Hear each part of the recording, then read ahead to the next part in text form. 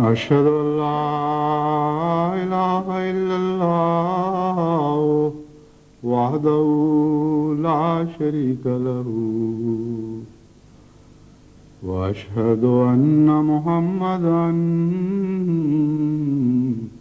عبده ورسوله أما بعد فأعوذ بالله من الشيطان الرجيم بسم الله الرحمن الرحيم الحمد لله رب العالمين الرحمن الرحيم مالك يوم الدين إياك نعبد وإياك نستعين اهدنا الصراط المستقيم صراط الذين أنعمت عليهم غير المغضوب عليهم ولا الضالين.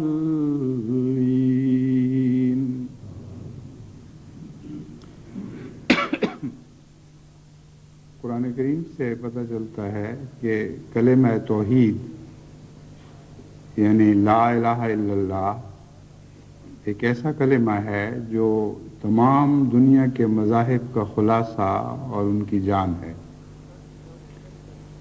مذہب خواہ قدیم ترین ہو یا اسلام جو آخری صورت میں ظاہر ہوا، ان سب میں اگر کوئی قدر مشترک ہے تو وہ یہی ہے، لا الہ الا اللہ.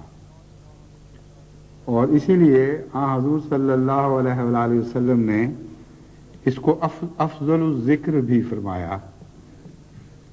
جتنے بھی ذکر ممکن ہیں، خدا تعالیٰ کی یاد کے جتنے بھی طریقے سوچے جا سکتے ہیں، ان میں سب سے زیادہ بہتر، سب سے شاندار، سب سے زیادہ خوبصورت یہ کلمہ لا الہ الا اللہ ہے. اور جیسا کہ میں نے بیان کیا ہے، قرآن کریم کی متعدد آیات اس امر پر روشنی ڈالتی ہیں کہ یہی کلمہ ہے جو ہمیشہ سے ہر مذہب کی جان رہا ہے. اس کے معانی پر جتنا بھی غور کیا جائے مزید گہرائیاں دکھائی دینے لگتی ہیں. اور عملاً میں نے غور کر کے دیکھا ہے کہ اس میں تمام مذاہب کی تمام سچائیاں پائی جاتی ہیں. اس مضمون کو آپ کریدتے ہوئے آگے بڑھتے چلے جائیں تو در حقیقت کلمہ توحید کا مضمون پھیلتا چلا جاتا ہے، وسیع ہوتا چلا جاتا ہے، گہرا ہوتا چلا جاتا ہے، یہاں تک کہ ہر مذہب کی ہر تعلیم کا خلاصہ یہ کلمہ بن جاتا ہے. انہی معنوں میں ایک مرتبہ حضرت اقدس محمد مصطفیٰ صلی اللہ علیہ وآلہ وسلم نے ابو ہریرہ کو مخاطب کرتے ہوئے فرمایا کہ من قال لا الہ الا اللہ دخل الجنہ. اس پیغام کو سن کر حضرت ابو ہریرہ باہر گلیوں میں نکل کھڑے ہوئے اور بلند آواز سے یہ منادی کرنی شروع کر دی کہ اے لوگوں مبارک ہو، جنت کی کنجی مل گئی. من قال لا الہ الا اللہ دخل الجنہ، جس نے بھی لا الہ الا اللہ کہہ دیا وہ جنت میں داخل ہو گیا. حضرت عمر رضی اللہ تعالیٰ عنہ نے جب یہ سنا تو آپ کو فکر پیدا ہوئی کہ لوگ اس کلمہ کے سچے مفہوم کو سمجھے بغیر، اس خوشخبری کی گہرائی کو پائے بغیر سطحی طور پر کلمے سے چمٹ کر سمجھیں گے کہ وہ جنت میں داخل ہو رہے ہیں. تو وہ اسی طرح پکڑ کر ان کو گھسیٹتے ہوئے حضرت رسول اکرم صلی اللہ علیہ وسلم کی خدمت میں لے گئے اور کہا یا رسول اللہ کہ آپ نے فرمایا تھا کہ اس طرح کہو. آپ نے فرمایا ہاں میں نے کہا تھا. تو اس پر انہوں نے عرض کیا کہ یا رسول اللہ لوگ اس سے غلط فہمی میں مبتلا ہو جائیں گے. تو آپ نے حضرت ابو ہریرہ کو منع فرما دیا کہ اس کا اس طرح اعلان نہ کرو جس طرح تم کرتے پھر رہے تھے. لیکن हज़रत सल्लल्लाहु अलैहि वसल्लम की बात दुरुस्त थी, ये तो इसमें तो कोई शक नहीं। वक्ती तौर पर एक मसलहत के खातिर उसका ऐलान तो मना फरमा दिया, मगर क़यामत तक के लिए वो ऐलान दुनिया में घूमता फिर रहा है।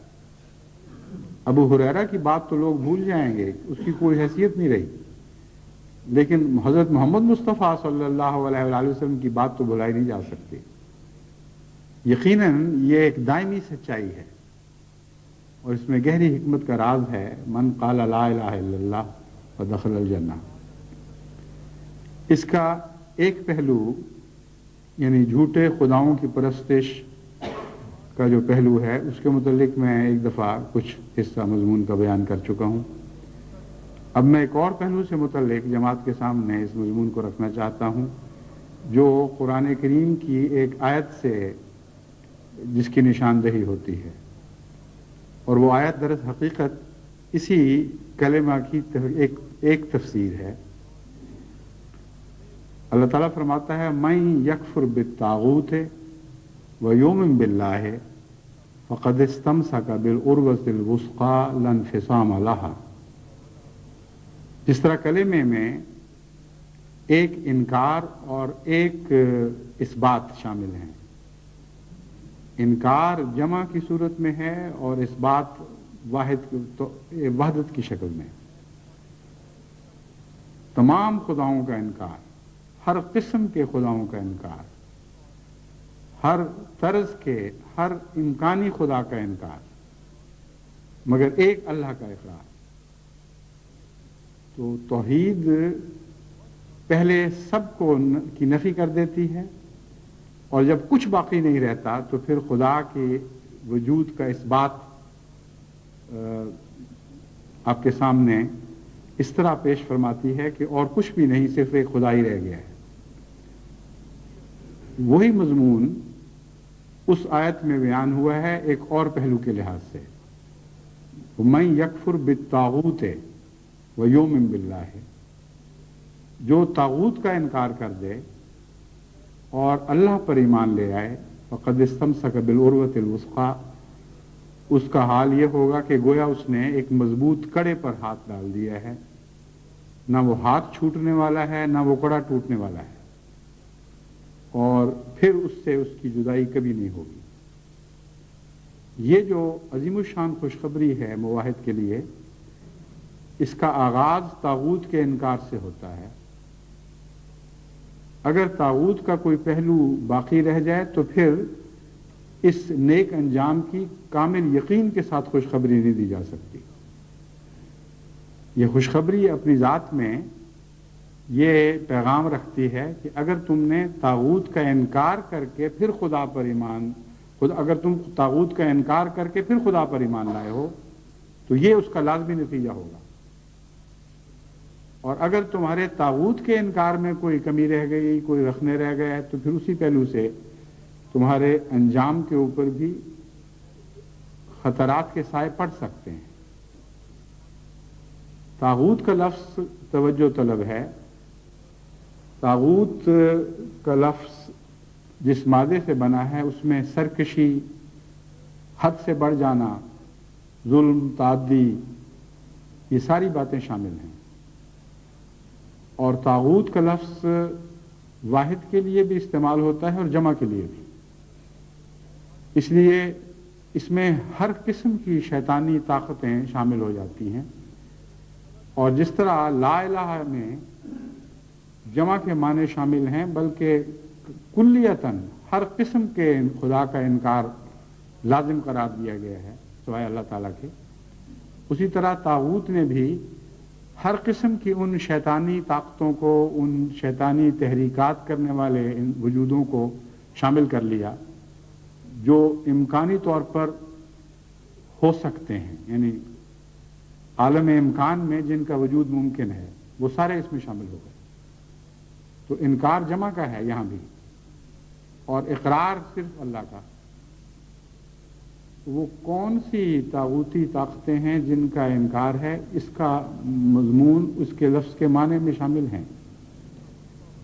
हर वो शख्स, हर वो दोस्त, हर वो दुश्मन, हर वो فلسفی، ہر وہ شخص، وہ ذات، وہ تصور جو انسان کے دل میں کسی قسم کی کجی پیدا کرے، اسے سرکشی پر آمادہ کرے، اسے حد سے تجاوز کرنے کی طرف مائل کرنے کی کوشش کرے، صراط مستقیم سے ہٹا کر کجی کی طرف لے جائے، ہر ایسی طاقت کو طاغوت کہتے ہیں۔ بس طاغوت کا انکار بہت ہی اہم ہے، اور جب تک طاغوت کا انکار نہ ہو، اللہ کے ایمان کے تمام مثبت نتائج ظاہر نہیں ہو سکتے۔ اسی حد تک وہ مثبت نتائج خام رہ جائیں گے، ان میں کوئی نہ کوئی خلا رہ جائے گا، کوئی کمی باقی رہ جائے گی، جس حد تک انسان کا تعلق کسی طاغوت سے باقی رہے گا۔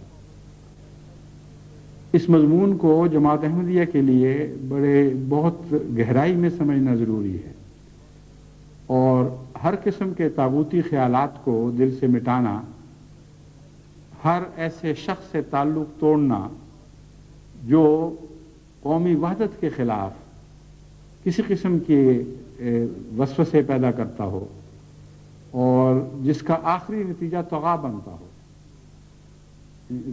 طغو بنتا ہو، یعنی بغاوت کرنا، انحراف کرنا، حد سے بڑھنا۔ قرآن کریم نے اس مضمون کو ایک اور پہلو سے بھی بیان فرمایا ہے،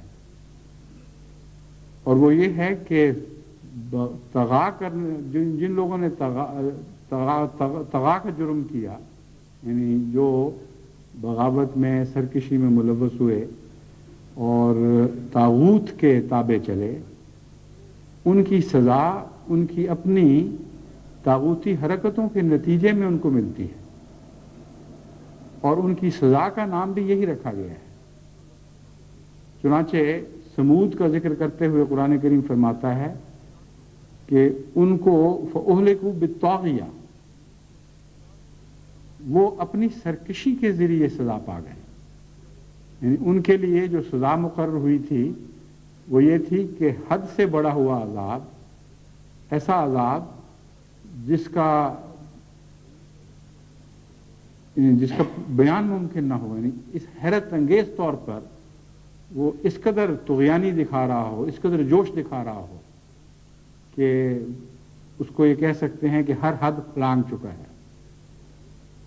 تو قومیں جس قسم کے جرائم کرتی ہیں طاغوت کی غلامی میں، بین ہی ویسے ہی عذاب ان کے لیے مقدر ہوتا ہے، جو دراصل ان کے اعمال کی ایک دوسری شکل ہے۔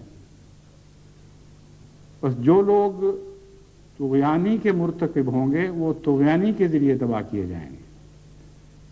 چنانچہ قرآن کریم نے حضرت نوح کی قوم کو بھی جب ہلاک فرمایا تو اس کا نقشہ اس طرح کھینچا، فلما طغى الماء، جب پانی نے سرکشی دکھائی۔ اس کا مطلب یہ ہے کہ جو قومیں خدا کے خلاف سرکشی دکھاتی ہیں، ان کا جرم یہ ہوتا ہے کہ ادنا ہو کر اپنے آقا کے خلاف اٹھ کھڑی ہوتی ہیں۔ اور قرآن کریم سے پتہ چلتا ہے کہ ساری کائنات کو انسان کے غلام کے طور پر پیدا فرمایا گیا ہے، انسان کے لیے مسخر فرمایا گیا ہے۔ تو دیکھیں کیسا خوبصورت جواب ہے ان کی سزا کا، کہ پھر جو تمہارے غلام ہم نے بنائے تھے، ہم ان کو تمہاری غلامی سے آزاد کرتے ہیں، ان کو تمہارے خلاف اٹھا دیں گے، تمہارے خلاف بغاوت کرنے پر آمادہ کریں گے۔ تم نے اپنے آقا کے خلاف بغاوت کی، اور تمہارے آقا نے جو غلام تمہیں بخشے تھے وہ تمہارے خلاف اٹھ کھڑے ہوں گے۔ پانی بھی طغیانی کے طور پر استعمال ہونا دراصل اسی لفظ طغو سے نکلا ہے، جس کا مفہوم ہے سرکشی کرنا۔ تو پھر پانی بجائے اس کے کہ تمہارے لیے رحمت بن کر برستا، وہ سرکشی کے طور پر اٹھ کھڑا ہوگا، اور سرکشی کے ساتھ اٹھ کھڑا ہوگا اور تمہیں ہلاک کر دے گا۔ اس مضمون کو غالباً سورہ نوح میں ہی اس طرح بھی بیان فرمایا ہے کہ جب وہ نوح نے ان سے کہا تھا کہ اگر تم خدا تعالیٰ کی اطاعت کرو گے تو پانی تمہارے لیے رحمت کا پانی بن کے برسے گا۔ بس پانی اپنی ذات میں انسان کی غلامی بھی کر سکتا ہے اور انسان کے خلاف بغاوت کر کے اس پر غالب بھی آ سکتا ہے۔ اسی طرح کائنات کی تمام قوتیں ایسی قوموں سے باغی ہو جایا کرتی ہیں جو خدا سے باغی ہو جائیں۔ پس طاغوت کے لفظ میں بہت ہی گہری حکمتیں ہیں، اس کو سمجھنا چاہیے۔ جس قسم کی سرکشی کو انسان کرتا ہے اسی قسم کی سزا وہی سرکشی اس کے لیے مہیا کر دیتی ہے۔ آج کی دنیا میں اس کی مثال ایڈز کی بیماری ہے۔ جس میدان میں آج مغربی دنیا نے خدا کے خلاف بغاوت کی ہے کھلی کھلی، جنسیات کے مضمون میں انہوں نے ہر حد کو توڑ دیا ہے، اور ایسی کھلی بغاوت ہے کہ ان کے ریڈیو، ان کے ٹیلی ویژن، ان کے اخبارات بے حیائی میں حد سے زیادہ بڑھ چکے ہیں، اور اسی میدان میں ان کی سزا کے سامان اس طرح مہیا کیے گئے کہ اس جنسی طاقتوں نے ان کے خلاف بغاوت کر دی ہے۔ جہاں سے وہ لذت ڈھونڈنا چاہتے ہیں وہاں سے ان کو عذاب مہیا کیا جا رہا ہے۔ بس یہ مضمون کوئی معمولی مضمون نہیں ہے، بہت ہی اس میں گہرائی اور بہت ہی وسعت ہے۔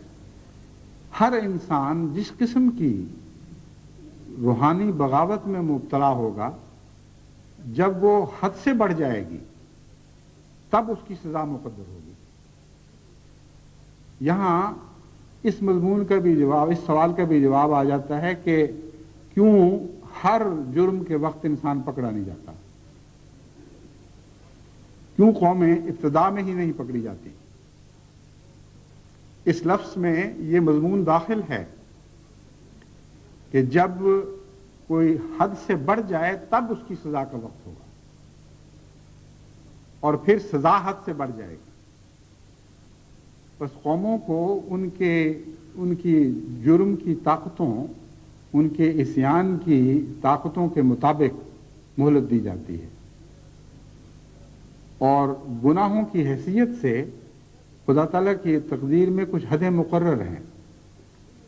جو قومیں وہ حدیں پھلانگ جاتی ہیں پھر ان کی سزا کا دور شروع ہوتا ہے، اور وہی چیزیں جن میں انہوں نے حد سے تجاوز اختیار کیا ہوتا ہے ان کے خلاف اٹھ کھڑی ہوتی ہیں اور ان کے خلاف پھر تجاوز اختیار کرتی ہیں۔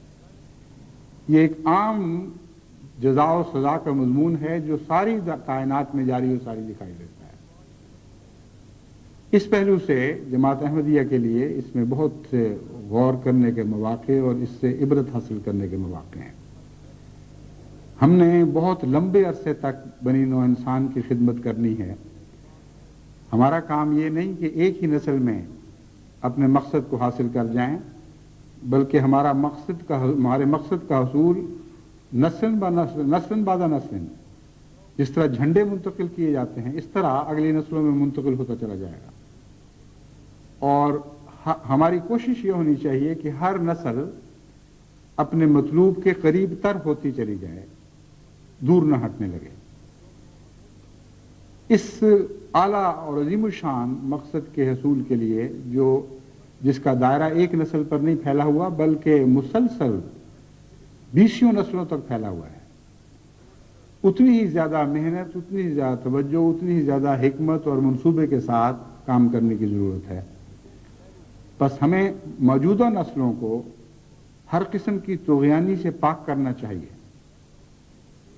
خدا تعالیٰ کی رضا کے سامنے سر جھکانے پر آمادہ کرنا چاہیے۔ اس مضمون کو بچوں کو، بڑوں کو سمجھانا چاہیے، ان کو بتانا چاہیے کہ قومیں ہمیشہ اس طرح ہلاک ہوا کرتی ہیں، اور تمہارے سامنے ایک ہلاک ہونے والی بعض قوموں کی تقدیریں بن رہی ہیں، ان کے نقوش ابھرتے چلے جا رہے ہیں، تم کیوں ان سے نصیحت نہیں پکڑتے؟ جہاں تک پاکستان کے حالات کا تعلق ہے، اس آیت پر غور کرتے ہوئے اس بدنصیب ملک کا خیال آنا ایک طبعی امر بن چکا ہے، کیونکہ ہر پاکستان جا کر وہاں سے آنے والا یہ انتہائی دکھ بھری اور تکلیف دہ کہانی سناتا ہے کہ ہر دفعہ جانے پر ہمیں وہاں طغیانی بڑی ہوئی دکھائی دی ہے۔ ہر شعبہ زندگی سے امن کلیتاً اٹھ چکا ہے، शराफत दिन ब दिन मिटती और गायब होती चली जाती दिखाई देती है, और बेहयाई, जुल्म, ज़्यादती, हर किस्म की बगावत जो दीनी कदरों से हो या आम इंसानी कदरों से हो, वो ज़्यादा जोर मारती हुई दिखाई देती है, ज़्यादा सरकश होती हुई दिखाई दे रही है। इसकी तफसील बड़ी दर्दनाक है और बड़ी भयानक है। रहम मिटता चला जा रहा है कौम से और जुल्म बढ़ता चला जा रहा है। कराची में जो पीछे वाक़यात हुए, उनमें 5 नौजवानों को पहले बहुत ही खौफनाक अजियतें दी गईं उनको बांधकर। उसके बाद उनको एक कार में जो गालिबन उन्हीं की थी, उसमें बंधा हुआ बिठाकर कार को आग लगा दी गई, और डॉक्टरों की रिपोर्ट यह है कि वो जिंदा थे इस हालत में और उस आग से जल कर मरे हैं। यहां तक इस जुल्म से कौम को झटका लगा है कि मुख्तलिफ रहनुमाओं ने बयान दिए हैं कि ये तो कोई मुसलमानी नहीं। ताज्जुब की बात यह है कि यहां पहुंचकर उनको पता चला है कि ये मुसलमानी नहीं। वो सारी मनाजिर जो बिल आखिर यहां तक कौम को पहुंचा गई, वो हर मंजिल गैर मुसलमान होने की दलील थी। वो हर मंजिल बता रही थी कि तुम्हारा कदम इस्लाम से गैर इस्लामी ताकतों की तरफ है, ईमान से तागूती ताकतों की तरफ उठ रहा है, और दिन ब दिन तुम तागूत के गुलाम होते चले जा रहे हो। रिश्वत सितानी का तो ये आलम है।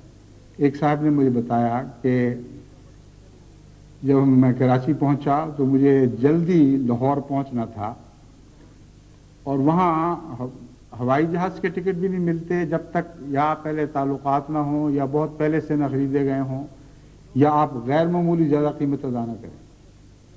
और गाड़ी का ये हाल है कि वो टिकट जो 120 रुपए का मुहैया होता था, उन्होंने कहा जब मैंने कोशिश की कि मुझे किसी तरीके से मिल जाए तो साफ इनकार हो गया कि सारे टिकट बिक चुके हैं, कोई गुंजाइश नहीं।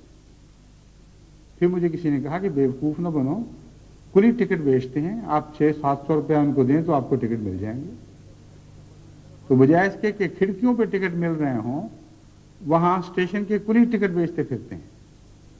चुनांचे इन्होंने बताया कि 120 रुपए का टिकट, गालिबन 120 का ही बताया था, वो 650 रुपए में मैंने मजबूरन खरीदा।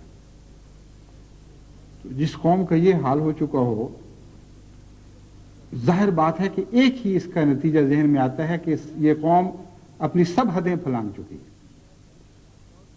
इतने रखने पड़ चुके हैं इनमें कि दिन ब दिन और ज्यादा फटते चले जा रहे हैं। बाज दफा रखने पड़ने की तस्वीर इतनी तेजी से बनती है कि आंख उसको देख नहीं सकती, फिर उसको स्लो मोशन में दिखाना पड़ता है। बाज दफा इतनी आहिस्ता बन रही होती है या इतने वसी पैमाने पे बन रही होती है कि बैक वक्त इंसान उसका अंदाजा नहीं कर सकता, आंख उसका अंदाजा नहीं कर सकती, फिर उसको तेजी के साथ इकट्ठा करके दिखाना पड़ता है। आपने देखा होगा शायद कि बाज दफा गोली लगने से जो शीशे फटते हैं, उनको मालूम करने के लिए कि किस तरह फटे थे, बहुत ही आहिस्ता रफ्तार के साथ उस तस्वीर को दोहराते हैं। फिर इंसान को पता चलता है कि इस वक्त गोली लगी तो पहली दर्जें कहाँ कहाँ पड़ी थी, फिर क्या रखने जाहिर हुए, फिर किस तरह शीशा फटना शुरू हुआ, क्योंकि बहुत तेजी से वाक़या हो रहा होता है, उसको आहिस्ता करके दिखाना पड़ता है।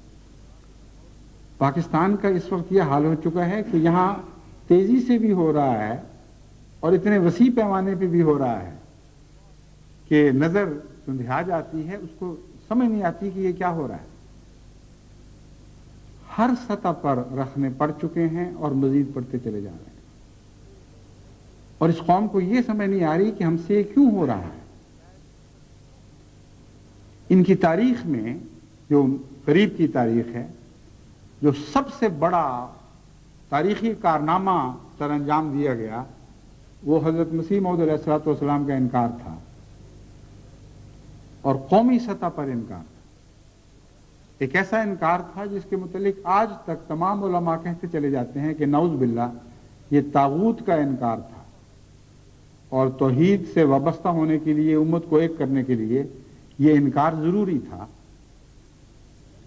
جہاں تک قرآن کریم کے مضمون کا تعلق ہے، فی ذات ہی یہ بات غلط قرار نہیں دی جا سکتی کہ طاغوت کے انکار کے بغیر ایمان کامل میسر نہیں آ سکتا، اس میں کوئی شک نہیں۔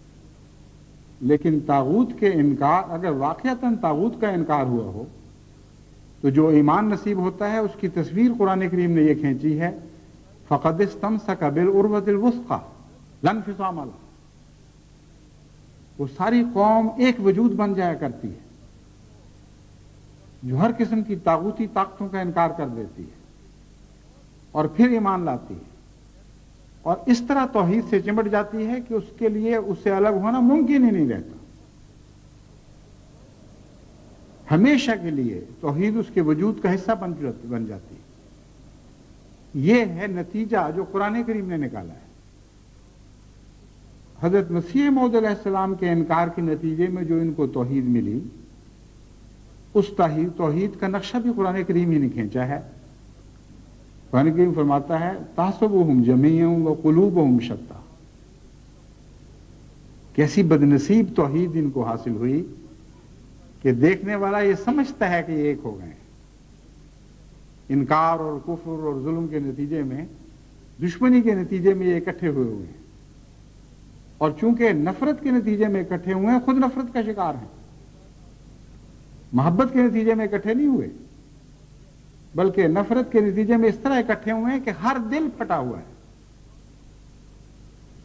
اس قرآن کریم نے جو کسوٹی پیش کی ہے، اس کسوٹی پر آپ اس قوم کو پرکھ کر دیکھیں تو آپ حیران ہوں گے کہ نہ صرف یہ کہ واقعتاً یہ اس وقت بھی پھٹے ہوئے تھے جب جماعت احمدیہ کو الگ کر کے حضرت مسیح موعود علیہ السلام کی تکذیب کے نتیجے میں ایک وحدت کا اعلان کیا تھا، یعنی مذہبی لحاظ سے اس وقت بھی پھٹے ہوئے تھے، بلکہ اس کے بعد ہر دوسری جہت سے بھی پھٹنے لگے۔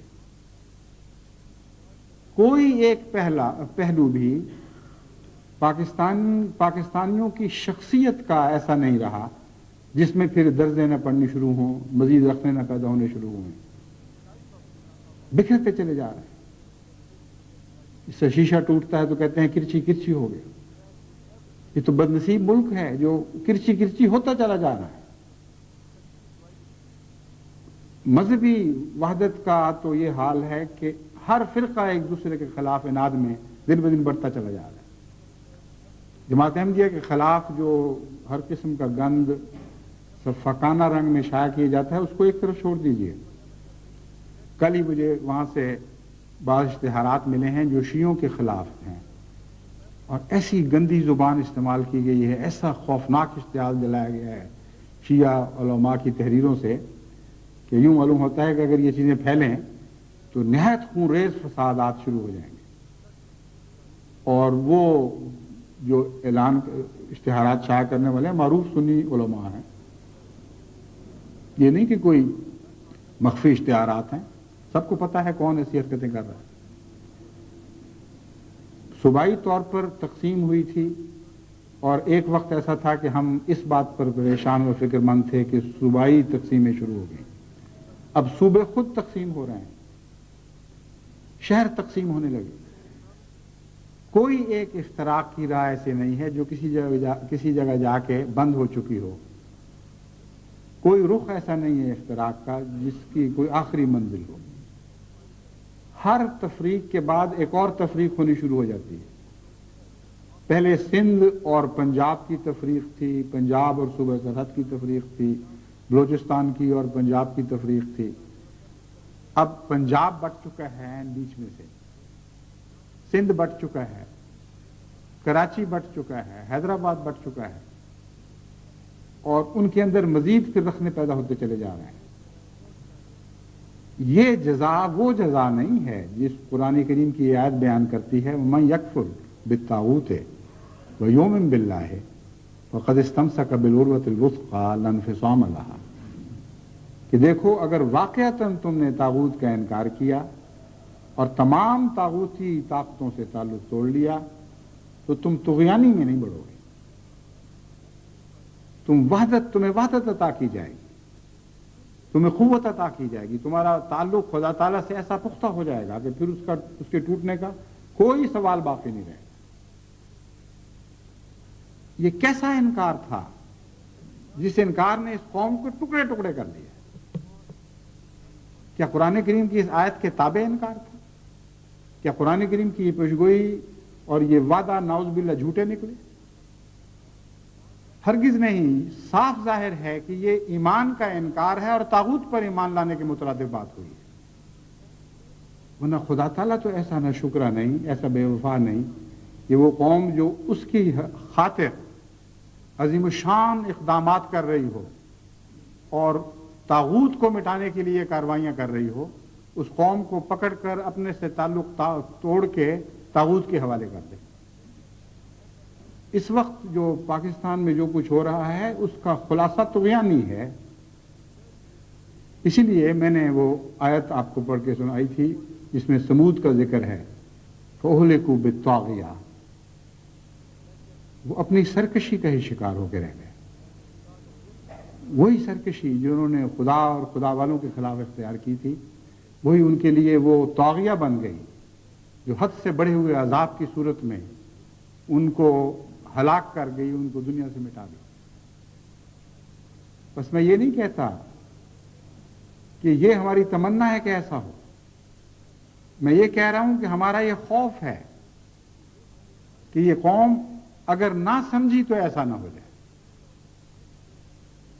آپ کو یاد ہوگا کوئی چند سال پہلے میں نے خطبات کا ایک سلسلہ شروع کیا جس میں قرآن کریم کے آیات کی روشنی میں بتایا کہ اس قوم کا رخ کس طرف ہے اور کس قسم کی سزائیں ان کی مقدر معلوم ہوتی ہیں۔ ان میں ایک یہ مضمون بھی تھا کہ لوگوں کے خلاف ہو جائیں گے، ہر شخص ایک دوسرے پر چڑھ دوڑے گا اور امن دنیا سے ملک سے اٹھ جائے گا۔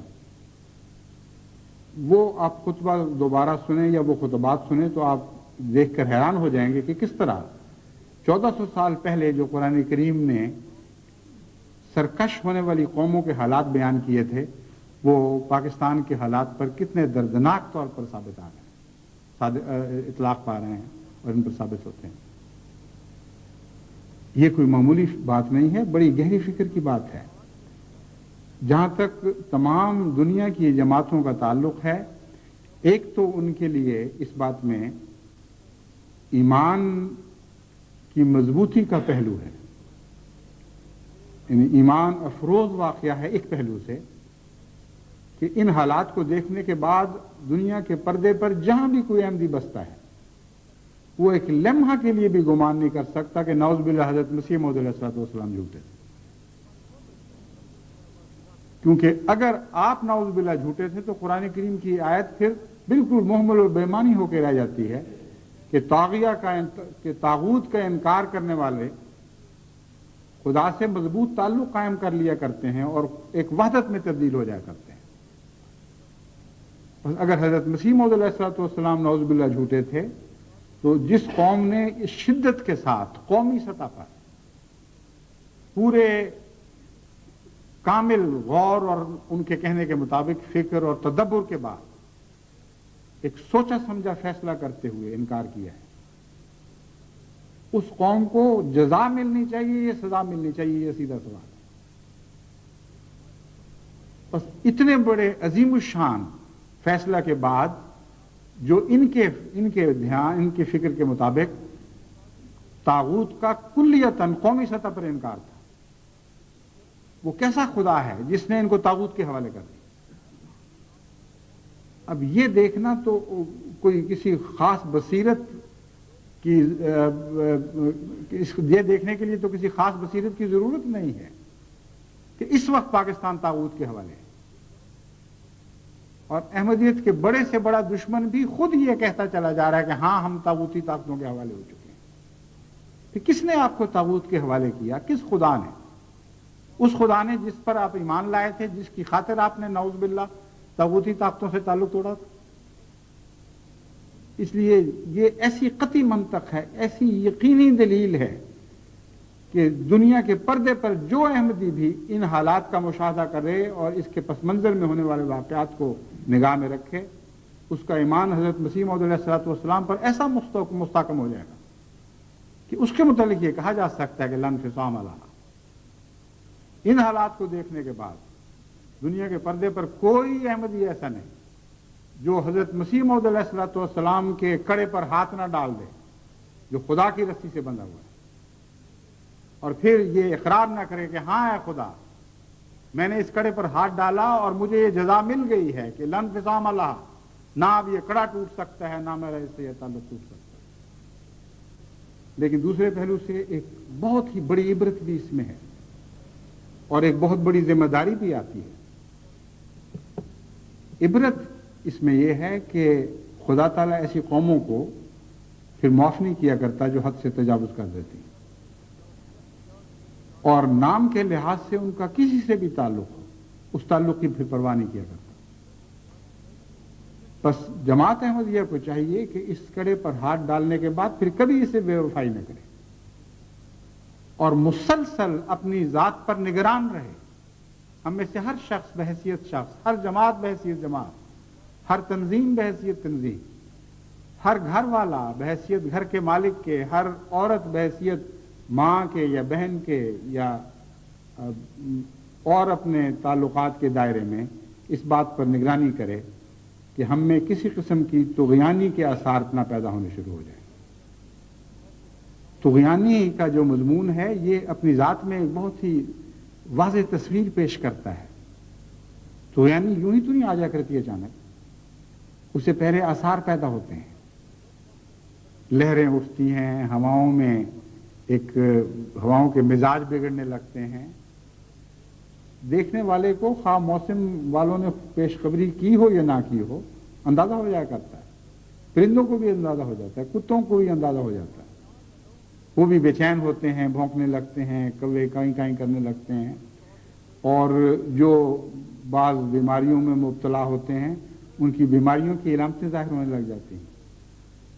چنانچہ ایک تجربہ آج سے 8-10 سال پہلے کیا گیا، ایک بچی کو موسم بگڑنے پر دمے کی تکلیف ہو جایا کرتی تھی اور اس کا ڈاکٹروں نے جب تفصیل سے جائزہ لیا تو اس بات کو یہ بات دیکھ کر حیران رہ گئے کہ دنیا کا کوئی آلہ بھی ابھی موسم کی تبدیلی کا حال جانچ نہیں سکتا تھا، کوئی علامت نہیں پکڑ سکتا تھا، لیکن اس کی بیماری اس علامت کو پکڑ لیا کرتی تھی، اور جب وہ بیماری کے آثار ظاہر ہوتے تھے تو لازماً موسم میں وہی تبدیلی پیدا ہوتی تھی جو اس تبدیلی سے پہلے وہ بیماری اس کو پکڑ لیتی تھی۔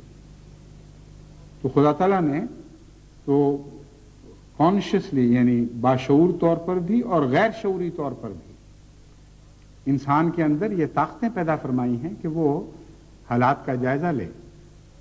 تو یہ کیسے ممکن ہے کہ گناہ جڑ پکڑ رہے ہوں، طغیانیاں سر اٹھا رہی ہوں آہستہ آہستہ، اور کسی صاحب بصیرت کو، کسی آنکھوں والے کو کچھ دکھائی نہ دے؟ جو خاندان ہلاک ہوتے ہیں، جن کی بچیاں آزاد ہو کے گھروں سے نکل جاتی ہیں، جو وہ خاندان جن کی اولادیں ان کے لیے کسی نہ کسی طرح ذلت کا موجب بنتی ہیں، ان کا یہ کہنا کہ اچانک یہ ہو گیا، ہم بے بس ہیں، بالکل جھوٹ ہے۔ طغیانی کا مضمون ہر جگہ بالکل اسی طرح صادق آتا ہے جس طرح بیرونی دنیا میں صادق آتا ہے۔ ایک دن میں طغیانی نہیں ہوا کرتی، اور خدا تعالیٰ کا یہ فرمانا کہ ہم مہلت دیتے چلے جاتے ہیں یہاں تک کہ حدوں سے تجاوز کر جاؤ، یہ بتاتا ہے کہ بہت لمبا عرصہ ان چیزوں کے پیدا ہونے اور اپنے پائے تکمیل تک پہنچنے میں لگتا ہے۔ بس یہ کوئی عذر قابل قبول نہیں ہوگا کسی کے لیے کہ جی ہم اچانک پکڑے گئے۔ چھوٹے بچے جب اسکول جاتے ہیں اور واپس آ کے کچھ حرکتیں کرتے ہیں، ہر صاحب بصیرت کے لیے اس میں ایک انتباہ ہوتا ہے، اسی وقت وہ پہچان سکتا ہے کہ اس بچے کا رخ کس طرف ہو چکا ہے۔ چنانچہ بعض مائیں جو ذہین ہیں اور ان باتوں کا خیال کرتی ہیں، بعض دفعہ اپنے چھوٹے چھوٹے بچے 2-2 3-3 سال کے میرے پاس لے کے آئی ہیں کہ اس میں یہ بات پیدا ہو رہی ہے، جب ٹیلی ویژن دیکھتا ہے تو یہ حرکت کرتا ہے، جب کنڈر گارٹن جاتا ہے تو یہ حرکت کرتا ہے، اور ہمیں فکر پیدا ہو گئی ہے۔ وہ بالکل معمولی سی بات ہوتی ہے، اور میں خدا تعالیٰ کا شکر ادا کرتا ہوں کہ کیسی پاکیزہ اور کیسی اعلیٰ اور کیسی ذہین مائیں خدا تعالیٰ نے احمدیت کو بخشی ہیں۔ پھر ان کو میں سمجھاتا ہوں کہ یہ طریقے اختیار کریں، یہ کریں۔ چنانچہ یہی انگلستان میں ایسی ایک ماں اپنے بچے کو لے کے آئی کہ یہ حرکت کرتا ہے، مجھے اس سے بڑی فکر پیدا ہو گئی ہے۔ میں نے اسے سمجھایا، اس کے بعد جب دوبارہ پھر چند مہینے یا سال کے بعد وہ خاندان آیا اور انہوں نے بتایا کہ اللہ کے فضل سے اب ہمیں تسلی ہو گئی ہے، بالکل ٹھیک ہے۔ جرمنی سے ایک خاتون کا خط آیا کہ میری بچی اس عمر کی ہے، اس نے یہ بات شروع کر دی ہے، میں بڑی پریشان ہوں۔ تو وہ ذہین قومیں جنہوں نے لمبے فاصلے طے کرنے ہیں، جن کا کام ایک نسل سے تعلق نہیں رکھتا بلکہ نسل بعد نسل پھیلا ہوا ہے، انہیں لازماً اسی طرح صاحب بصیرت ہونا ہوگا، انہیں لازماً اسی طرح حساس بننا ہوگا۔ جب طغیانیاں زور مار جائیں، پکڑ جائیں، تو پھر ان کے سامنے کوئی پیش نہیں جا سکتا۔ بڑی سی بڑی قومیں بھی ان کے سامنے بالکل بے حقیقت ہو کے رہ جایا کرتی ہیں۔ اور یہ چھوٹے سے طوفان آئے ہیں انگلستان میں، آپ نے دیکھ لیا ہے کہ کتنی بڑی عظیم الشان طاقت ہے انگلستان کی، یعنی گئی گزری ہونے کے باوجود ابھی غریب ملکوں کے مقابل پر بہت ہی بڑی ایک طاقت ہے، بہت منظم ہے، ہر قسم کے سامان ان کو مہیا ہیں، لیکن ہواؤں کے سامنے اور بارش کے سامنے اس طرح بے بس ہو گئے کہ کوئی بھی پیش نہیں جاتی۔ جس طرح پاکستان کے جھونپڑیوں والے بے بس ہو جایا کرتے ہیں، اسی طرح یہ بڑی بڑی مضبوط عمارتوں والے بے بس ہو کے رہ گئے۔ وہاں یونائٹڈ اسٹیٹس میں یعنی امریکہ میں بعض اچانک آنے والے خوفناک طوفان ہیں، اچانک ان معنوں میں کہ جب وہ پہنچتے ہیں ساحل تک تو بڑی تیزی کے ساتھ وہ شدت اختیار کرتے ہیں، مگر ان معنوں میں نہیں کہ وہ بنتے ہی وہیں ہیں۔ سینکڑوں میل پہلے، بعض دفعہ مہینوں پہلوں سے وہ پرورش پا رہے ہوتے ہیں، وہ آثار بن رہے ہوتے ہیں، لیکن جب وہ پہنچتے ہیں کنارے تک اور کسی شہر پر، کسی ساحلی قصبے پر حملہ کرتے ہیں تو وہ طوفان اس طرح ہیں جیسے بالکل اچانک پیدا ہونا۔ ان کے اندر اتنی طاقت ہوتی ہے کہ بعض دفعہ مضبوط چھتیں اچانک اڑ جاتی ہیں، کاریں کئی فٹ بلندی تک اٹھ کے پھر گرتی ہیں، اچانک انسان کھڑا ہوا ایک دم بگولے کی طرح ہوا میں اڑ جاتا ہے اور پھر سینکڑوں فٹ کی بلندی سے گرتا ہے۔ بڑے بڑے مضبوط گرڈر، بڑے بڑے بھاری کنکریٹ کے تودے یوں ہوا میں اڑ جاتے ہیں جس طرح چھوٹے سے کنکر کو انسان اچھال دے۔ اس وقت انسان کی کیا پیش جا سکتی ہے؟ قرآن کریم نے بہت خوبصورت نقشہ کھینچا ہے، تغل لما تغل ما، ان کو طاغیہ نے پکڑ لیا۔ اس کا مطلب یہ ہے کہ ایسا عذاب جس کے سامنے انسان بالکل بے بس اور بے اختیار ہو کے رہ جائے۔ بس جب یہ طاغیہ بنتی ہے اس وقت آپ کچھ نہیں کر سکتے۔ جب آپ کے کسی بچے میں، آپ کے کسی عزیز میں یہ بغاوت اپنا زور مار چکی ہوتی ہے اور وہ اپنا سر اٹھا لیتا ہے، پھر آپ وہ وقت نہیں ہے کہ آپ اس کو سنبھال سکیں، پھر رونے اور حسرت کے سوا اور کوئی چارہ باقی نہیں رہتا۔ ہاں، دعا کے ذریعے بعض دفعہ اللہ تعالیٰ غیر معمولی تبدیلیاں پیدا کر دیتا ہے، اور دعا کے ذریعے ہر طغیانی پر بھی فتح پائی جا سکتی ہے۔ دیکھیں حضرت نوح بھی تو اسی طغیانی کے شکار تھے، لیکن کس طرح خدا تعالیٰ نے آپ کو اس طغیانی پر فتح عطا فرما دی۔ بس یہ ایک الگ مضمون ہے، لیکن عام حالات میں انسان جب سرکشی اپنی انتہا کو پہنچے تو پھر بے بس ہو جایا کرتا ہے۔ اس لیے آپ اپنی خصوصاً وہ لوگ جو مغربی ممالک میں رہتے ہیں اور وہ لوگ بھی جو آج کل بدقسمتی سے ایسے تیسری دنیا کے معاشرے میں رہ رہے ہیں جہاں نام کی مذہبی قدریں رہ گئی ہیں لیکن ہر لحاظ سے ہر بدی زور مار چکی ہے، ان کو چاہیے کہ اپنی اولاد کو، اپنے گرد و پیش کو، اپنے ماحول کو، اپنے عزیزوں کو ہمیشہ باریک نظر سے دیکھیں، اور آثار جب پیدا ہو رہے ہوں اس وقت ان آثار سے نپٹنے کے سامان کریں۔ ان آثار سے نپٹنے کے سامان میں دعا بھی شامل ہے، اور اس وقت کی دعا زیادہ مؤثر ہوگی۔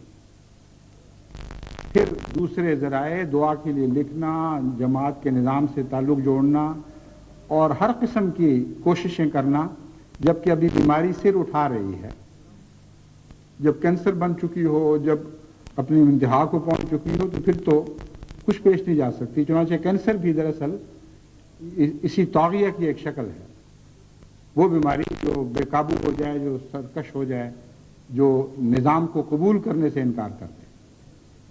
بس جماعتوں میں بھی جہاں جہاں ایسے لوگ پیدا ہوں جو ایسے وسوسے پھونکتے ہیں، جو بالآخر نظام کے خلاف بغاوت پر منتج ہوتے ہیں، ان کی بھی نگرانی کریں اور وقت پر انہیں سمجھائیں۔ معمولی کوششوں سے بھی ابتدا میں چیزوں پر قابو پایا جا سکتا ہے۔ بس عبرت بھی ہے جو کچھ پاکستان میں ہو رہا ہے، اور ساری دنیا کی جماعت کو اس سے عبرت حاصل کرنی چاہیے اور اس سے سبق سیکھنا چاہیے، اور یہ دعا کرنی چاہیے کہ خدا تعالیٰ کبھی بھی جماعت احمدیہ کو اس انجام تک نہ پہنچائے کہ اس کے نفس کی طاغیہ اس پر قابو پا لے، اور پھر خدا تعالیٰ کی طرف سے قدرت اس سے بیرونی طاغیہ کے ذریعے انتقام لے۔ اللہ تعالیٰ ہمیشہ ہمیں راہ راست اور پر قائم رکھے اور وہ توازن اختیار کرنے کی توفیق بخشے جو اسلامی تعلیمات کی روح ہے۔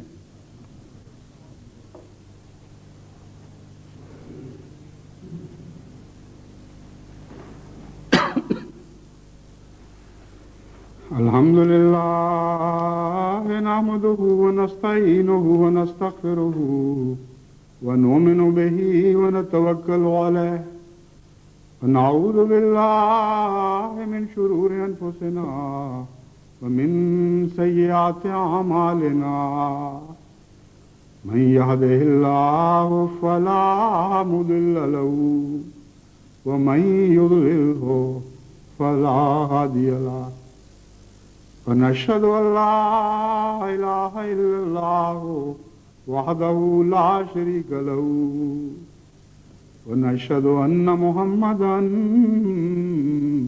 عبده ورسوله عباد الله